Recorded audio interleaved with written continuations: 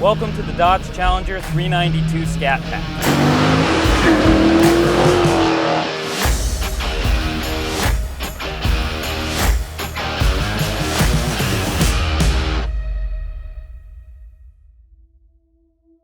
The Dodge Challenger is iconic American muscle, perhaps in its purest modern form. Unlike the Mustang and Camaro, it's not trying to be a sports car. Let's start by taking a look at this car in particular and where it fits into the Challenger lineup. This is a 2018 Dodge Challenger 392 ScatPack Shaker, in reference to the classic hood. Basically, you're getting the 6.4-liter V8 out of the TA and SRT for over $8,000 less. The only thing is it's set up more for street driving with a less aggressive suspension setup. To me, that makes this the Challenger model to get if you're not going for the much more expensive and much more powerful Hellcat. You're getting the same killer looks and engine out of the TA and SRT for substantially less money. Even though it's not set up as stiff as the TA, it still handles much better than you might expect.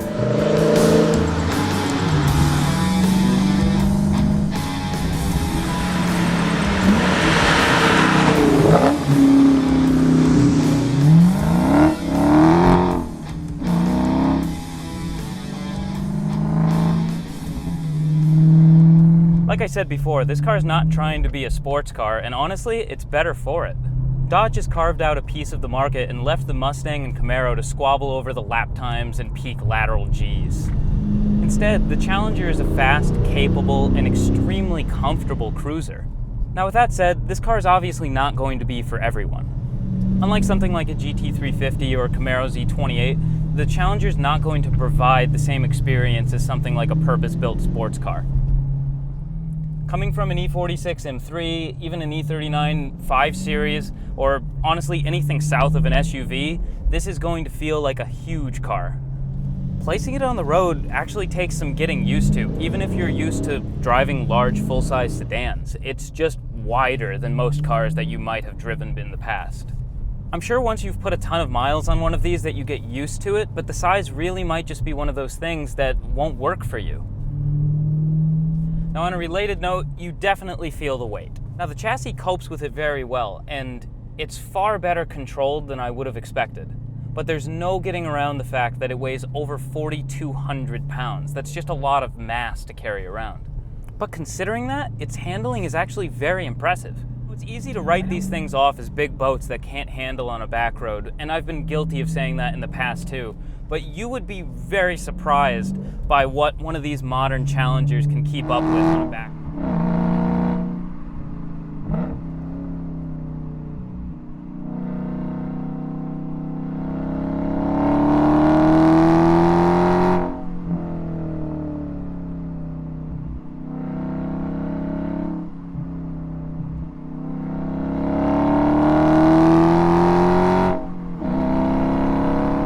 Perfect environment is a long, wide stretch of open sweepers. Its high-speed stability is excellent, and you're going to need all of that room to really stretch its legs.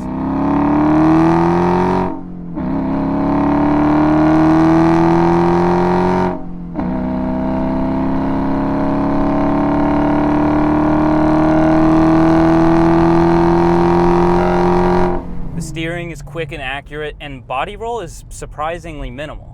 The suspension setup feels well thought out. It's planted mid-corner, and it's got a surprising amount of grip. With this long wheelbase, huge torque, and well-balanced suspension, it's actually an easy car to drive quickly. And even at the limit, it's so friendly compared to something like a small little sports car. This telegraphs everything to you so far in advance because of that long wheelbase. You get a long time to react when it starts to step out. Having driven this car on a tight little autocross track, I can say with confidence that even an amateur would be able to control this car's oversteer pretty easily. Considering the wide size of the front tires, you can actually dial in a lot of opposite lock, and the chassis is really nicely balanced when you go over that limit as well. Whereas turn-in is sharp, but it really isn't interested in changing direction that quickly. That's just not this car's forte. A section of really tight switchbacks is just not where it likes to be. However, if you've been writing these cars off because you think they can't handle, you need to go drive one. I think you're going to be surprised. So, we should talk about this engine because it's one of the main reasons that you buy cars like this. To me, this 6.4 392 is the one to get. It has the right amount of power and sound to back up the Challenger's looks and size. While the 5.7 in the RT or the V6 is obviously enough for the average person on the street, the 6.4 is the one that really starts to suit this car nicely. 0 to 60 comes in just 4.2 seconds, you run the quarter mile in 12.6, and you go on to a top speed of 182 miles an hour.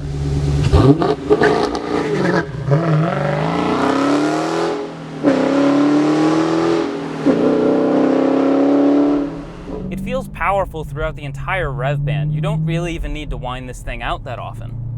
Oh, and in typical Dodge fashion lately, it sounds mean as hell straight from the factory.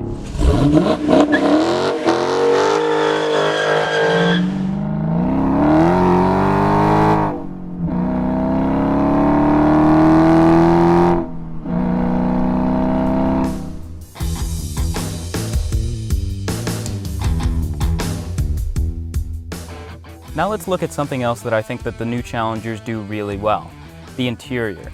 Now I was not expecting to be this impressed. The inside of this ScatPack Challenger is a nice place to be.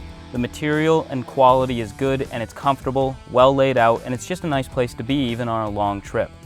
The technology in here is also pretty excellent. The infotainment system has a ton of little party tricks and fun performance pages to play with. Whether you want to track every temperature you could ever want, time 0 to 60 in the quarter mile, or just see how much horsepower you're using at any given time, there's likely a page in here for you. The center display is also configurable with just about any information you could possibly want as well.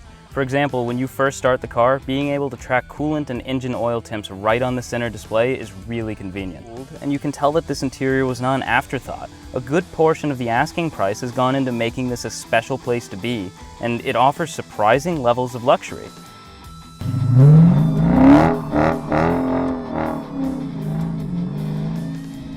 What I'm realizing about this car is it really doesn't seem to be about the numbers or the performance. Now don't get me wrong, it has them in spades, but it just seems less important than this car's overall character and the styling.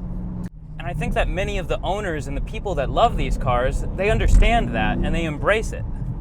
Something I really love about driving this car is the transmission. The throws are short and positive, and it gives you a lot of that old muscle car feel. It takes effort to get it into gear, and when you do and you get it right, it's extremely rewarding.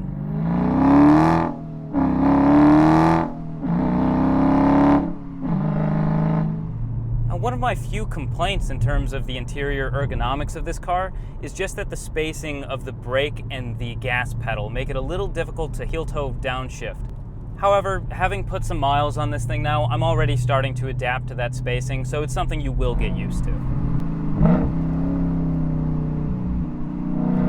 Viewed as a package, I really find myself enjoying this car more and more.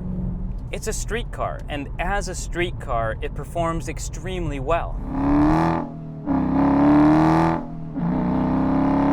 With all that in mind, I couldn't really care less if something is marginally faster, has a bit more power, or it pulls more G's on a skid pad. It's part of a dying breed of cars that are built just to be fun, not get lost in this war of metrics and statistics that none of us are even going to care about after you purchase the car. Yeah, numbers may win you an argument with your friend, but it's not going to make your Sunday drive any more enjoyable, and that's what all of this is about.